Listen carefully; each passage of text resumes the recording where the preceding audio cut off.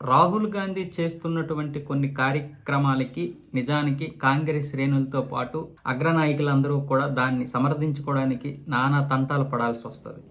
ఇప్పుడు కొత్త సంవత్సరం వేడుకలకి రాహుల్ గాంధీ అయితే ఇప్పటికే వియత్నాం వెళ్ళిపోయాడు. అంతేకాకుండా ఇక్కడ మన్మోహన్ సింగ్ గారు చనిపోయి 3 రోజులు అవుతుంది. ఈయనకి 7 రోజులు సంతాప దినాలు కేంద్ర ప్రభుత్వం ప్రకటించింది. అలాగే కాంగ్రెస్ ప్రభుత్వం కూడా వారి వారి కార్యాలయాల్లో 7 రోజులు సంతాప దినాలుగా ప్రకటించింది. మరి ఇంకా 7 రోజులు అవ్వకముందే ఈయన కొత్త సంవత్సరం వేడుకలకి వెళ్ళిపోవడంతో ఇప్పుడు ప్రతిపక్షాలు అయితే ఆయనపై విమర్శలు చేస్తున్నాయి. ముఖ్యంగా భాజపా పార్టీకి ఆయన విమర్శలు ఇవ్వడానికి ఒక అవకాశం ఇచ్చారు. ఇక్కడున్న నాయకులు దాన్ని సమర్థించడానికి, తిప్పికొట్టడానికి నానా తంటాలు పడాల్సి వస్తుంది. దాంతో రాహుల్ గాంధీ పైనే శ్రేణులు ఒక విధంగా అసహనం వ్యక్తం చేస్తున్నారు. కాంగ్రెస్ శ్రేణులు, కేడర్ కావచ్చు.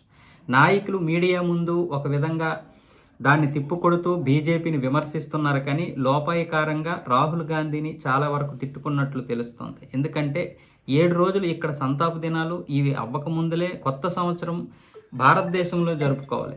అలాంటిది ఆయన ఎక్కడ జరుపుకోకుండా వియత్నాం వెళ్ళాడు. దీనిపైన ప్రతిపక్షాలు, మిగతా నాయకులు అందరూ కూడా విమర్శలు గుప్పిస్తున్నారు.